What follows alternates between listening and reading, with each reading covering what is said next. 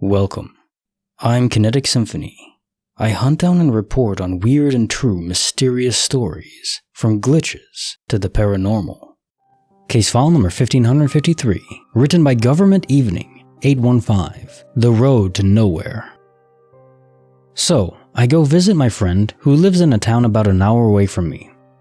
I go there at least twice a month. Usually we just hang out with her kids, catch up, etc. Regular friend crap. I've been doing this for almost a year since she moved to this town. Sometimes, she sees me when she's in town, we go back and forth, whatever, you get it. I always take the back roads and not I-35, the closest highway. I know the way to and back from her place like the back of my hand. I've driven it so many times. Left out of her apartment, right at the stoplight, go through 2 stop signs left, then 45 minutes on CR 373 until I see the lights from my subdivision. After taking that last left, there's no stop signs on the CR. There is one yield sign. So I'm driving back last night and I hit a stop sign, not thinking much of it. The crossroad is unfamiliar, but I was jamming to music and smoking a cigarette, whatever. Not even 2 minutes later, another stop sign, but this one had no crossroads, just seemingly in the middle of the CR for no reason. A few minutes later, another stop sign, no crossroads, and again, 2 more times. After close to an hour, I was concerned I didn't see the lights from my subdivision, so I checked my GPS. It showed my location as having just left her apartment. I figured I took a wrong turn, so I just backtracked for close to an hour until I saw the Sefco station, where I normally take a left at. I called her and told her what happened. She laughed and said, "You just left like 10 minutes ago, you're crazy." I got creeped out and told her to stay on the phone with me. I drove my normal route home and saw 0 stop signs and arrived within 40 minutes. I know I didn't take a wrong turn. I swear I know that road so well. And the road I had just backtracked on suddenly had no stop signs. It's the same route I travel each and every time. No extra turns. I feel like I'm going crazy and I can't stop thinking about it. Case notes file 1553, The Road to Nowhere. Just classic space-time portals on roads. There's an interesting idea I saw postulated in that space-time portals are placed by aliens. Because they're so specifically placed, they're either placed by some alien entity, extra-dimensional entity, or our own governments. One or the other. I don't believe they can possibly be random. But when you cross into one, you go to their ship first. Then they study you, they study the car, whatever they want to do, and then you're ported back. The memory's wiped in those events, and then you're back here. It seems more of a new phenomenon. Maybe they're doing this instead of going directly to abduction. Aliens would develop technology over time too, just like us, right? It's not like they come here and they're instantly at the max level of the technology tree, like in Civ 6, where they're maxed out. Who knows how far the technology tree goes, and if there even is a limit. So maybe they're just inventing new technology too, and now they have this, so they're using it. It certainly would explain the frequency when driving, and very seldom anywhere else. Case file number 1554, written by Responsible Table 895, The Backwards Runner on Interstate 95. My husband and I were on a road trip a few years ago. At the time, we preferred to travel at night, less traffic. We were in our early 20s and didn't mind all-nighters when we were on the Interstate Highway 95 heading south. We used to take this drive a few times a year, to the point we do not need a GPS. We were very familiar with it.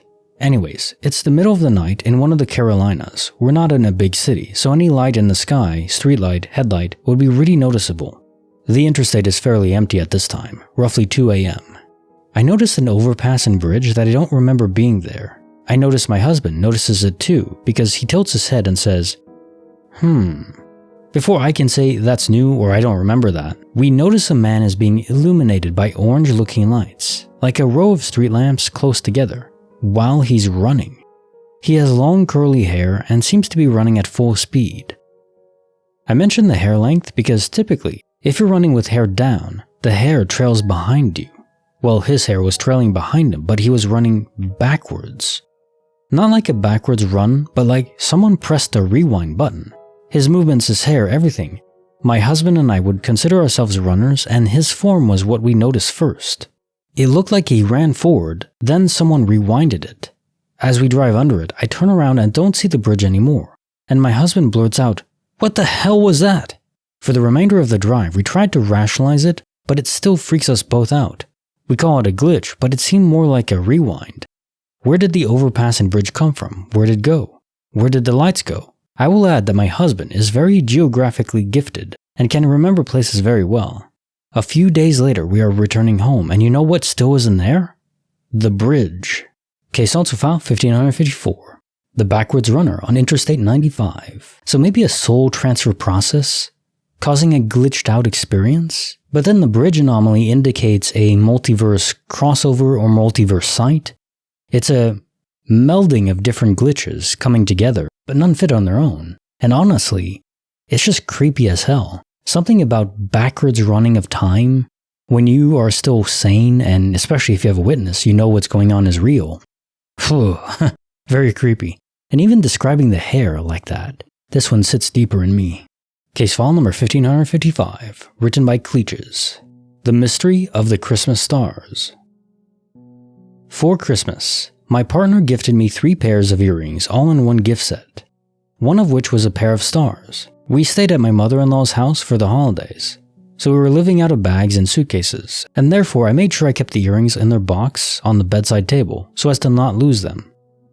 It was a few days after Christmas that we decided to go on a girls' shopping trip in the nearby town.